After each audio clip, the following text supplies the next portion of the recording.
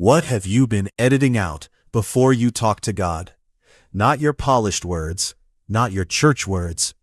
I mean the part you keep cutting from the prayer before it reaches your lips. The fear that feels ugly, the disappointment that feels dangerous, the anger you think a holy person should not have, the desire you are almost embarrassed to name. A lot of people come to prayer like they are entering a room with fragile glass everywhere. Step carefully. Speak softly. Do not knock anything over. Do not say too much. Do not say the wrong thing. But Psalm 62:8 says, "Trust in him at all times, you people. Pour out your heart before him. God is a refuge for us. Selah." That is not the language of performance. That is not the language of image management. That is not a warning to clean yourself up before you come near. It is an invitation, wide, strong, honest. Pour out your heart before him. Not a summary, not a filtered version, not the acceptable draft.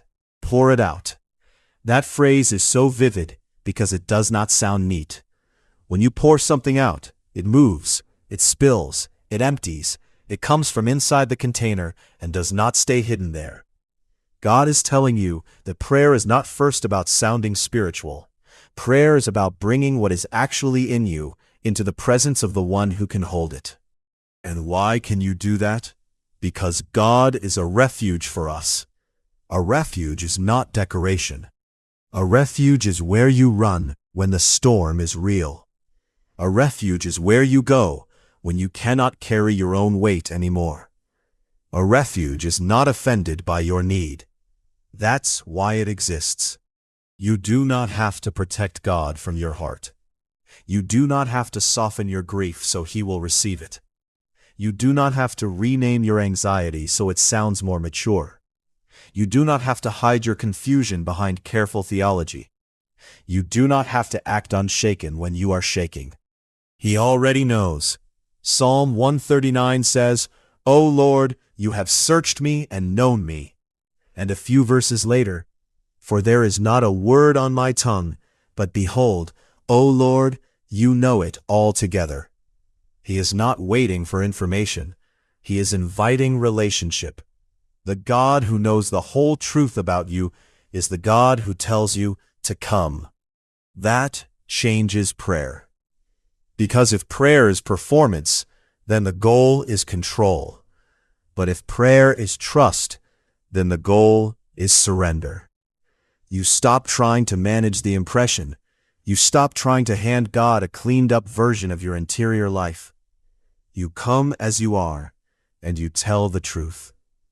Maybe today the truth is that you are anxious, and you are tired of pretending you are fine. Maybe the truth is that you asked God for something good, and it did not happen. And underneath your silence, there is deep disappointment. Maybe the truth is that someone wounded you, and anger keeps rising like heat in your chest.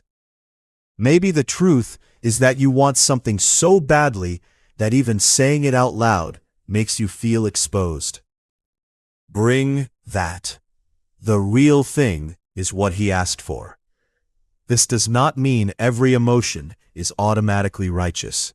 It does not mean anger leads you, or fear tells the truth, or desire becomes your God. It means you stop hiding the contents of your heart from the only one who can search it, steady it, cleanse it, and lead it. You bring the raw material to him so he can do holy work with it. The Psalms teach you this again and again. God gave his people psalms full of tears, questions, longing, protest, remembrance, confession, and hope. He did not give you a prayer vocabulary made only of calm sentences. He gave you language for the days when your soul feels like a room after the furniture has been overturned. And still, he says, come. Trust in him at all times. At all times means more than the bright mornings. It means the hour when your thoughts are racing. It means the car ride after the hard conversation. It means the moment after the diagnosis. It means the night when the house is quiet, but your mind is not. It means the prayer that begins with faith and the prayer that begins with tears. At all times, there is something healing about saying to God what you have only been saying to yourself. The fear loses some of its power when it is dragged into the light of His presence. The ache becomes less lonely when it is spoken before the one who does not leave. The tangled thoughts begin to loosen when they are poured out instead of locked in. So maybe your prayer today does not need better phrasing. Maybe it needs honesty. Maybe it sounds like this: Lord, I am afraid. Lord, I am disappointed. Lord, I do not understand what you are doing. Lord, I want this so much it hurts. Lord, I am angry, and I need you to keep my anger from becoming sin. Lord, I do trust you, but right now trust feels like a trembling thing. That is still prayer. And sometimes the most faithful prayer is not the most eloquent one. Sometimes it is the one that refuses to run from God while the heart is in pieces. Sometimes trust looks like staying in His presence long enough to tell the truth. Then the verse ends with one word: Selah. Pause there. Let that settle. God is not a fragile listener. He is not rattled by your tears. He is not threatened by your questions. He is not exhausted by your need. In Christ, you are not standing at a distance, hoping your words might be tolerated. Hebrews 4 says, "Let us therefore come boldly to the throne of grace, that we may obtain mercy and find grace to help in time of need." That is where prayer happens, at the throne of grace, in time of need, with mercy waiting, with help ready. So stop bringing God the version of you that looks composed. Bring the version that is true. Pour out your heart before Him. He is a refuge for you. This is Extreme Faith. Until next time.